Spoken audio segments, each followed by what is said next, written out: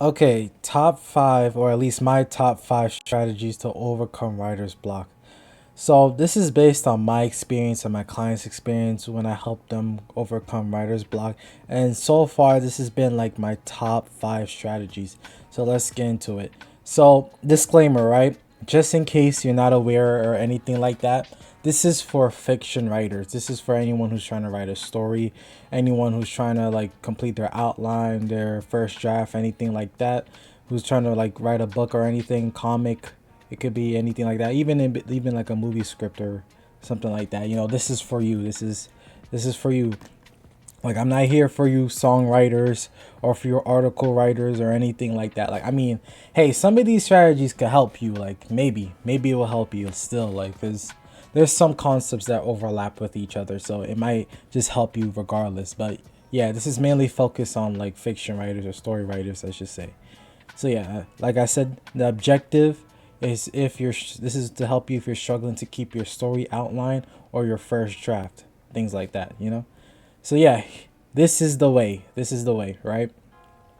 Some you might recognize, some might be a little bit confusing, but once I get into it, then I'm gonna explain everything, and you get a better idea, a better sense where I'm coming from, and why I suggest this method or strategy, I should say, and why it's been working so well with me and others I've been working with.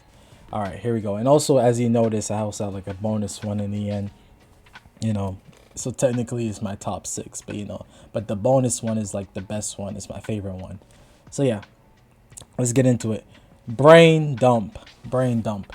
When I say brain dump, it's just a funny way. It's just me saying free writing. If you know the concept of free writing, is it's basically the same thing. It's a great technique if you tend to be like, I wouldn't say overthinker. Yeah, I guess for overthinker as well, but it's more for someone who doubts their ideas a lot and also who strives for perfection with their ideas. Then this is for you. This is it. Set a timer. It could be 5 minutes, 3 minutes, whatever, 10, 15, 30, whatever, however long. Set a timer, right? And then don't think, just write. As simple as that. Honestly, it's as simple as that. Don't think, just write. For the next 15 minutes, how long minutes you're gonna have it, you're just gonna sit there, whatever idea comes to mind, you're gonna write it down. Simple as that. I don't care if the idea you think it has nothing to do with the story. Just write it down. Just write everything that comes to mind down. Like, it could be the most random idea. I don't care. Just write it down. You know, it also gets you in the habit of just writing, like the motion of writing, and then it's also a great exercise to really put you in the like creative mode. Sometimes, okay, let's think about it like fitness, right? If you know about like going to the gym and stuff, you know how when you go to the gym you tend to have like warm ups, or like you have to stretch, or like warm the body up before you go into like some weightlifting exercise or anything like that. This is kind of like what brain dump is in a way, or free writing I should say, in a way, is for when you trying to go into your writing session. It's like you just want to like get into the flow of writing before you really start, before like your brain really start like working and start activating, I should say, or before it could really generate some real ideas that you might potentially like, honestly. So yeah, it's kind of like a warm-up set, if you know what I mean, from based on my gym analogies and things like that. It's kind of like that warm-up set. So great strategy to overcome writer's block, because writer's block usually comes from you thinking a lot, and nothing coming out of it, right? So just don't think at all and just write whatever comes to mind. And like I was saying in the notes here, like, it's a no judgment writing. Like, just don't even judge the ideas at all. Like, you might be wondering to yourself, like, why am I even writing? Like, it doesn't matter. Just write it down. you know it could be, what I like to do is I like to write down like bullet points, just like, write a line down, next bullet point, whatever comes to mind, I just write the next bullet point down, and then boom. And then one thing I like to do is later on, right after I do a brain dump, then later on, maybe like a different writing session or anything like that, then that's when I would like to like organize those ideas and like see which one I want to keep, which one I just want to get rid of, don't want to see again. why in the world I even wrote that down. You know, that's when I start like thinking more logically and like bringing more sense into my writing, and like why the hell do I have this on my paper, you know, or my screen, I should say, you know. This is also extremely helpful more for outlines, I should say, than first drafts. Yeah, than first drafts. So, yeah, brain dump. Try it. Trust me. Especially if you're doing an outline, you better do this. It's a number one way, I should say, for outlines. Okay, a quote. I didn't even realize or even remember I had this quote here, but okay, you can't think yourself out of a writing block. You have to write yourself out of a thinking block. That's the thing. It's called writer's block, but it's really a thinking block. You're really just thinking a lot more than you're actually writing.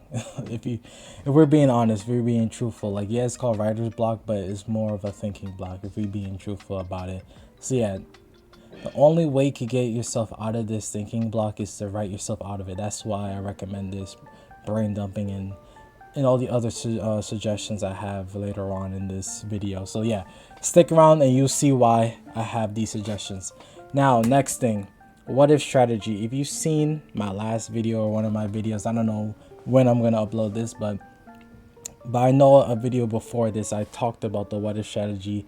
In the video, I believe it was about why you experience writer's block. Yes, that's the video. Why you experience writer's block. So I already explained this strategy before in that video, but you know, I could explain it again. It doesn't really matter.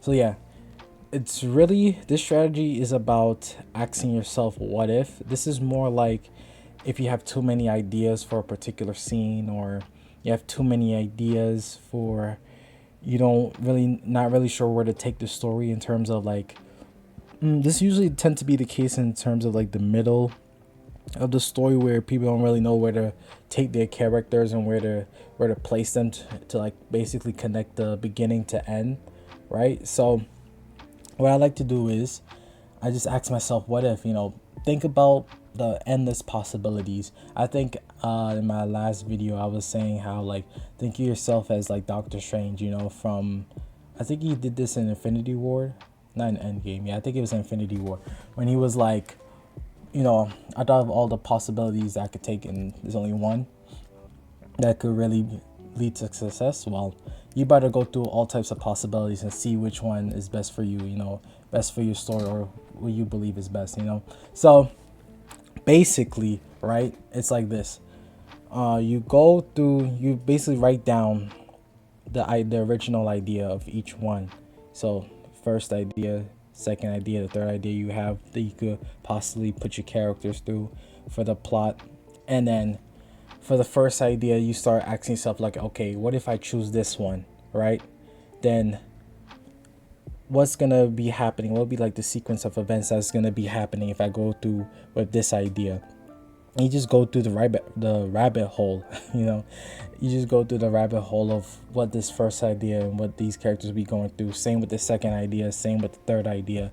And then, you know, at a certain point, you're probably gonna be stopping, like, okay, if I continue going on this path, then I don't think I'm liking where the story is going. Or you might have the opposite, where it's like, okay, as I'm going down this path with this idea, I'm really liking how this story is going, so I'm going to continue going down this path right here. So that's another way to really conquer writer's block, is asking yourself like, what if, and seeing, you know, the endless possibilities you could take for your story as you come up with the ideas based off asking yourself that question.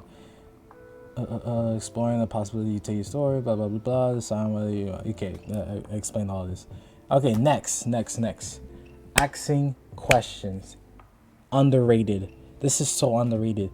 So many of us is trying to get to the conclusion, get to the idea, get to the answer. But one thing I realize, especially working with others, is that questions leads to answers. One thing that I've noticed when I'm working with clients is that most times, if you work with me, you probably would notice that I'm asking tons and tons of questions about your story. It might be even questions that you never even thought about, or don't really have an answer to right away to really explain your story. But I like to do this because this kind of like triggers your brain to focus on up a specific question instead of focusing on like the grand. Because one thing what happens in writer's block as well is sometimes you thinking about everything all at once, like you're thinking about the whole story, like you're trying to think about the next idea, but at the same time you're trying to think about whether or not the idea is gonna connect with the rest of the story and how that idea could flow well to the direction you want the story to go and things like that. So one thing I like about asking questions is that questions let you focus in on, if you focus in on that question to see uh, what those answers could lead to. So it kind of brings you more focus, I should say, on like the smaller picture. You know how they say big picture, small picture? Yeah. Helps you focus on the smaller picture and the smaller details. So that's why I say it provides focus and direction. You know, so questions like how, what, when, why is this character doing this? How is he able to do that? What is the reasons why his character is acting this way? You know, when did this happen? When did that happen? Because these are, they create like logic in your story in a way. And this is also another way of how you avoid plot holes, is by asking yourself these questions. You know, and one thing I've noticed is this is really extremely helpful if you're trying to come up with character ideas, because as you noticed earlier, I was stating how why your character is doing this, how he's able to do this, or what and when. It really helps you understand your character's personality. If you could figure out like, okay, why did I have my character do this, or you know, how are they able to do this, or you know, what about their past caused them to do this. So, and these questions really help you understand your character more, like okay, and trying to dig deep into the depths of your characters and see why you made them make these types of decisions in the first place in the story that dictates the plot and move it forward. So that's why I really like asking these types of, like asking questions first before really thinking about ideas for to move the plot forward, because it really helps. So like, and this strategy really helps if you especially want to decide on what you want your characters to do next. Like if your character has to like make a decision, a very important decision, then this could really help you. If the character has to, yeah, anything to do with your character moving the plot forward. It doesn't have to be just your main character. This could also be useful for your side characters as well, like anything like that. You know, then it will help move the plot forward and things like that. That's why I like to ask these types of questions. Now, let me use one of my stories as an example. Now, I have a character named Kian, right? And this is like a more of a kingdom type of story, like Prince King type of story. And he acts a certain way, let's just say. You know, he's a bit entitled and obnoxious and stuff like that. But I had to like, to understand him more, I had to ask myself, why does he act this way? Why does he do this? And I literally had to just write the question down on my Google Doc. Like, why does he act this way? Like, what's causing him to act this way in the story? Because he acts like this in the beginning of the story. So that's when it helped me think about ideas of like, okay, if I think about like the lore, a potential lore of his past and things like that, what is like the possible reasons why he act this way? Because then when I thought of possible reasons, is if like, since he's the prince, he gets special treatment from the people, you know, then I could lead into that as to showcasing him getting special treatment in the story, which will show others. When I say others, I mean your readers, why he acts this way, so they will understand why the character is the way he is, you know, so they can understand the character's depth as well. That's what these questions also lead to. Is it really helps with letting your being able to write out why your characters act a certain way, is to help your readers understand why they act a certain way. So that's why I also wrote that you know, clearly understanding the information you need to form an idea. Ideas like I was saying, questions leads to answers. So uh hold on, I'm like having like a brain fog moment. Like I'm like having thinking block as I'm speaking right now. Clearly understanding the information you need to form an idea. Why did I write that down? Clearly understanding the information you need to form an idea. Oh, I think I remember now. Because it's like breaking down, like I was saying, the bigger picture and the smaller picture. You're breaking down the information you need. So instead of thinking like the major idea, you ask yourself questions to like lead up to the bigger picture. Because of course, with my character, right, is leading up to the bigger picture. With him being entitled obnoxious is leading up in the bigger picture. Because the bigger plot of my story is the to be king and what it means to be a king, and how this prince who's entitled and stuff like that, how his behavior could impact like the future of the kingdom, right? So understanding him more helps me understand more about like the bigger plot and what's going to be happening in the story. All right, next, consume within your genre. Now, I'll say this is the most passive way to conquer writer's block ever of all time. Like you don't really have to think as much, honestly, because you just consider like doing what you probably like to do is like read, consume, watch movies, TV shows, things like that. But this is how you do it productively, is by consuming within your genre.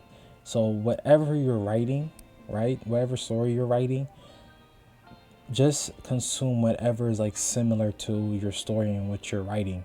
That's really it. That's really what it comes down to. You probably don't even have to think as much when you're watching the film or reading the story. Honestly, for me, I don't have to think as much as I'm watching and reading.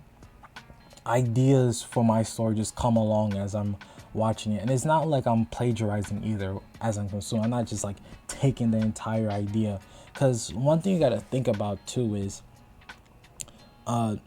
my characters are different than theirs. Like my environment is not exactly the same as theirs either. So I wouldn't really be taking the exact like scene or moment that the story has, that I'm getting inspiration from.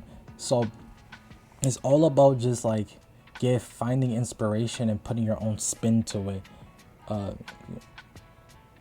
yeah. So like I was saying earlier, like writing your own version of the scene, like due to the difference in characters and things like that, like using all the other elements that are different in your story, and just taking like a piece from the story that you're reading and seeing how your characters react to that type of scene.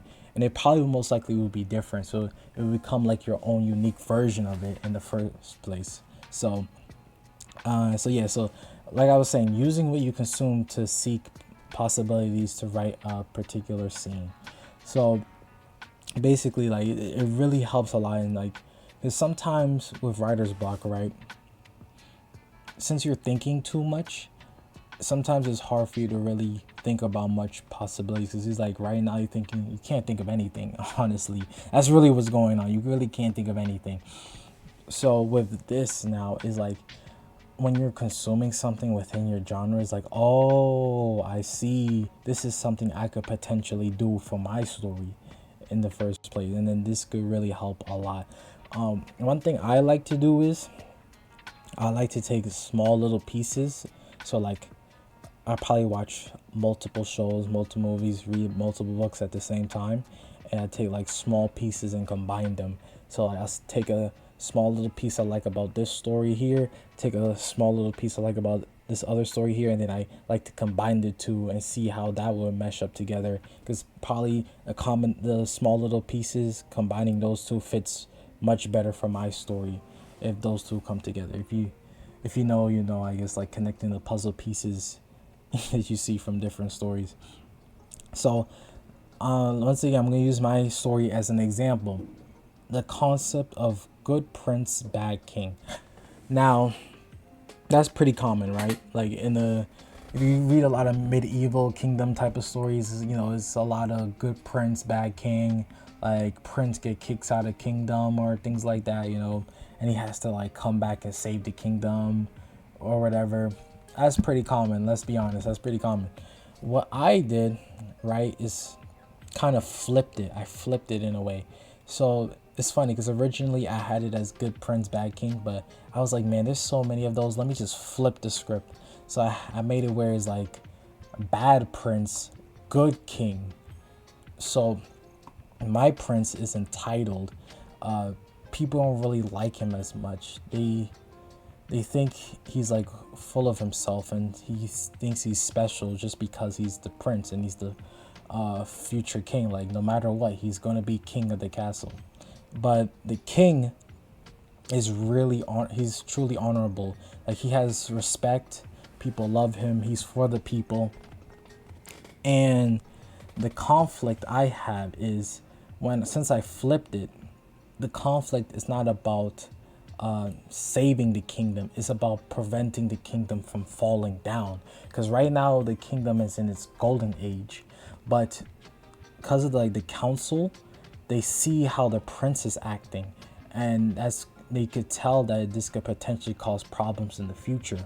So they're thinking about taking actions and measures now to see, not to, yeah, to see what happens before the kingdom falls apart. Because they could like envision the prince like destroying what the king has built over time, and they're trying their best to avoid that future, which leads to my prince like being kicked out and stuff like that, and going through a journey and things like that happening, all to prevent the kingdom from falling if the prince continue his behavior. And that's really the difference I made right there. Like in my story, the prince is still the main character, but it's a totally different script. It's less about saving and more about protecting the kingdom's reputation and preventing its fall. So yeah, that's how I like to do it. Taking pieces of what I like about a story and just like making my own version, my own way. Sometimes it's just by doing the opposite. Like what if, like I've been going through my other strategies, using what if, like what if it was like the reverse? What would happen? What would be the conflict? And think about it that way, and that will help you generate ideas. So yeah, very, very, you don't really have to think too much sitting at the desk, like think so hard, stare at a blank screen to figure these things out. You could just like, watch your favorite shows or anything, and then you could get some ideas from there. Now, this right here, placeholder ideas. Now, sometimes you guys don't really have writer's block. It's more like you guys actually have ideas but are seeking better ideas, truthfully. So it's more like a perfectionist type of thing. It's more perfectionism taking over. And the issue is it keeps you stuck at where you at in the story. So because you're seeking better ideas is like why you're so afraid to like sit down on the desk and write something, or you're just sitting down on the desk staring at the screen for so long. It's because you're just waiting for like the perfect moment, the perfect idea. It's almost like I can't believe I'm saying this, but like it's kind of like where you're the guy who's just like waiting for the perfect moment, or like the perfect girl, I should say. Or maybe you're with a girl and you're like waiting for the perfect moment to make a move, but there is no perfect moment for anything in life. Honestly, most things in life, there is no perfect moment. You either go for it or you don't. But back to writing. So because of that, I say write whatever idea that comes to mind right now and just move on with the story. Honestly, like just move on, because you probably even have ideas of what you like to do, or what you want to do for when you get past this scene. And this is more for if you're writing your first draft and you're stuck in a particular scene or area in your story, right? So you probably have ideas of like, oh man, once I get past this part, I could really ramp up in the story, because I already know what I want to do next after this. But it's just this particular spot right here I'm just stuck with. I really don't know what to write here, like what to put down for this part.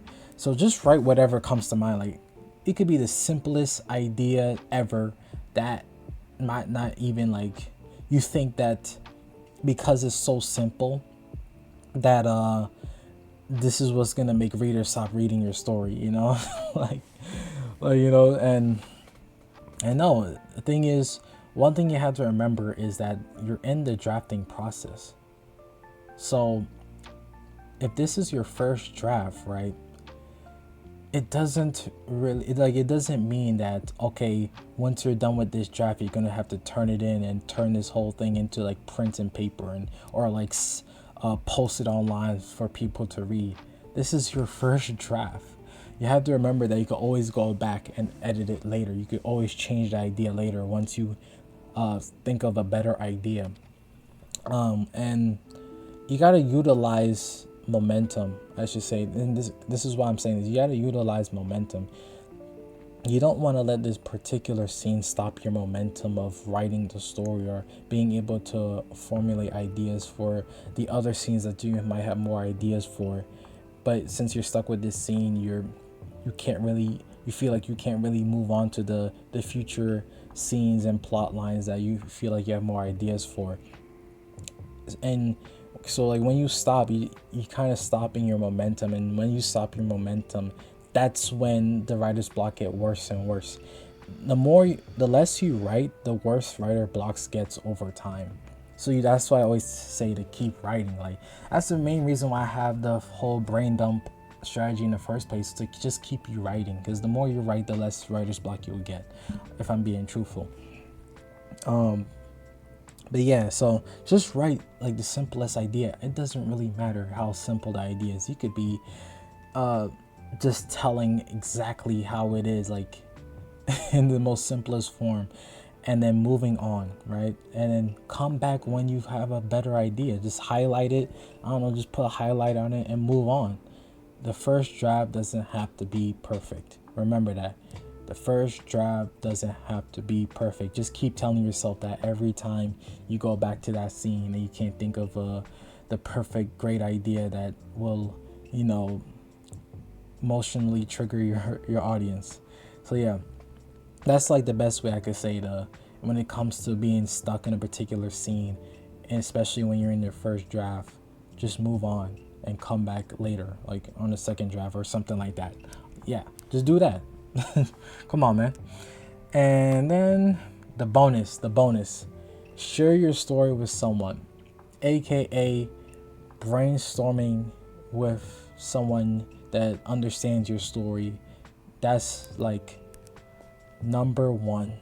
This is it. Like, if you want to talk about a method that works every single time, this is it right here. Sharing your story with someone.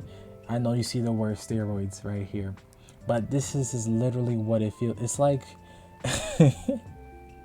I mean, of course we don't know what steroids feels like, but if you could imagine what steroids is like, right, for fitness, this is what steroids for like the creative brain is like. Because I don't know for you, but for me, every time I brainstorm with someone for my story, or someone hires me to brainstorm ideas with them for their story, the creative zone, we just hit the creative zone almost every single time. Honestly, it's basically almost every single time. And like, no kidding, it's almost like you get access to like unlimited ideas. And I believe it's because it's almost like, well, first of all, you have access to a second brain. That's the first thing. You get access to a second brain. So it's not just you yourself debating on the ideas and things like that. But another thing is, you remember when I was saying about momentum? It's kind of caused like an instant momentum moment. Because it's like, okay, this is sometimes how it goes, right? I project an idea, and the person thinks about it, is like, okay, and then they're like, okay, well, based on your idea, what if we do this like afterwards, and I'm like, okay, I'm thinking about it as well. It's like, okay, you know, based on that I could, well, but we do this after that, and then it's like, boom, okay, we do this and then we do that, and it's like we just building off of each other, and it's just like creating a snowball effect. It's like, okay, boom, oh, I see where you're going with this, we could do this, we could do that, we could do this, we could do that, you know. And it's like you just hitting all strides, man. It's almost like finding like the perfect dance partner to tangle with. Is you know what I'm saying? Like, if you know what I'm talking about, you know what I'm talking about. But like when you find that person you could just tangle with, and every step of the way you guys are connecting and clicking with ideas on where you're taking the direction of the story. Like, as long as the person you're speaking to understands what your vision, like in terms of what is the end point, what is the end goal of the story, as long as they understand that, and the primary theme of the story, then is a lot easier for them to then brainstorm and suggest ideas with you. And so yeah, this right here, this is like the only method I know that like it unlocks basically like unlimited ideas. Like, it's almost infinite. You know. And it's probably I'll say this is the most fun way of conquering writer's block, is sharing your story with someone and brainstorming ideas with them. Okay, so speaking of brainstorming ideas with someone, so by the way, thanks for watching this video. You know, I hope you learned something. I hope, if I miss anything, tell me down below if there's any strategies you like and you suggest that really helped you conquer writer's block, and you would like to suggest in the comment section down below, and to help others who's struggling with writer's block and things like that. Then, you know, we can all help each other out. Maybe it's a strategy I never even thought of in the first place, and I could probably try it out and use it, and then, you know, see if it works out for me as well. And then maybe I'll make a video about that as well. And of course, if I make a video about something you suggested, I probably would mention you in the video as well. So yeah. Now, speaking of brainstorming ideas, if you need assistance with completing your first draft or your outline and things like that, book a free consultation call with me. Let's see if we'll be able to work together. Let's see if I could be your dance partner, if we could tangle.